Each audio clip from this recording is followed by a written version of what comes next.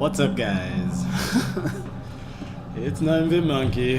After a most humiliating defeat where I mass spammed every potion I had, and also, that's really loud, and also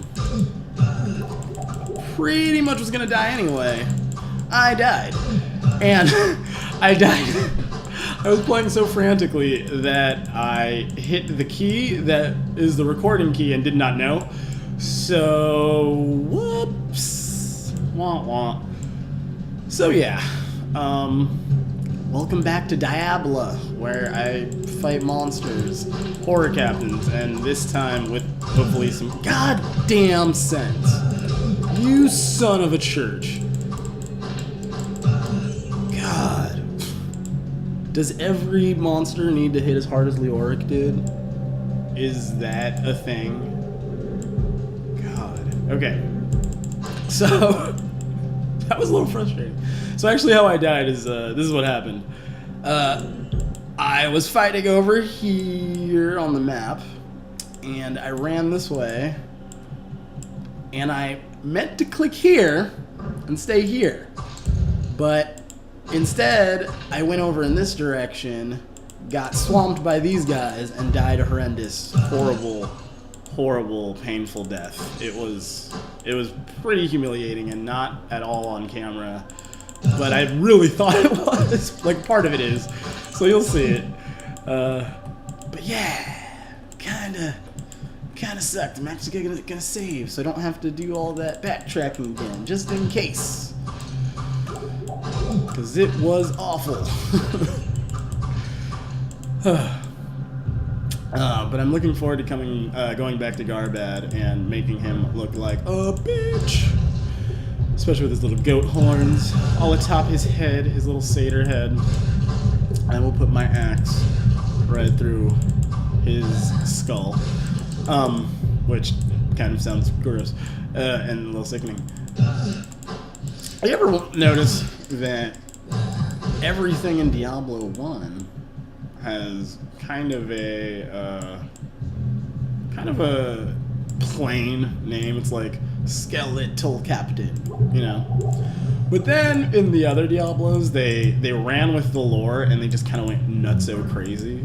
So you have guys who are like Chachaka Chachukani, the lightning enhanced or something, and just like crazy guys. The only ones I really understood were all of the great and minor evils. They're allowed to have, you know, 9-Bit Monkey, the uber let's player. Kind of sounds silly compared to I don't know, Diablo, the prime evil. He will eat you.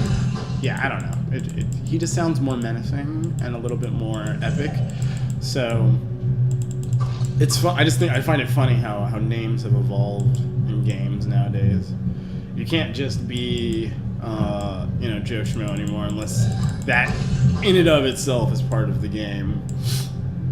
For instance, when I play role-playing characters, I like sometimes to play boring, not one-dimensional, but characters that aren't really developed. Like, I'll play like a pizza guy or, you know, the mailman or something, just because I think it's more fun for the DM to kind of create the story around this guy being so ordinary. So rather than, he was going to save the world as the chosen one, no, it was just he fell into this group and, you know, whoops, now he's got to deal with the trouble.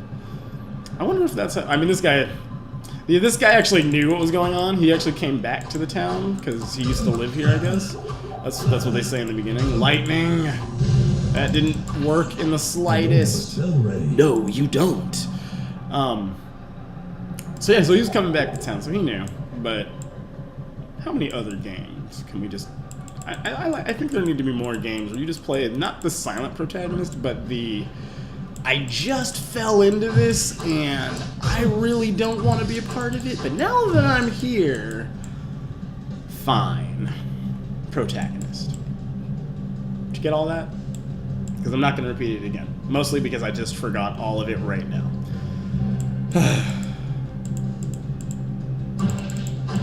barrels. Destroying plenty of barrels and not dying like a punk wizard. Too much baggage. There's way too much stuff in here. If only I had... Oh. Never mind. That's... Actually, might put that new axe on. We'll see. Butcher's cleaver did not last very long, maybe. I don't really care about that dagger. Die, hidden, you don't belong in my realm or scope of being. Ugh, there's way too much barrel explosion in this game. Not enough treasure explosions happening. Or loot explosions happening? Ooh, that's a good idea. Okay. Borderlands, kind of a Diablo game with like the zaniness of Borderlands, but with the like well thought outness of Diablo. Some game developer get on that. I actually think that could make lots and lots of cashola. Maybe it's just me. Maybe it's just me. I don't know. Wacky zany Diablo clone? Somebody? Ow, fuck you, horror. This game has made me a very hostile person. I mean, I had to backtrack for like 10 minutes just to get to where I was. Whatever. I think it's time for Garbad's inevitable death.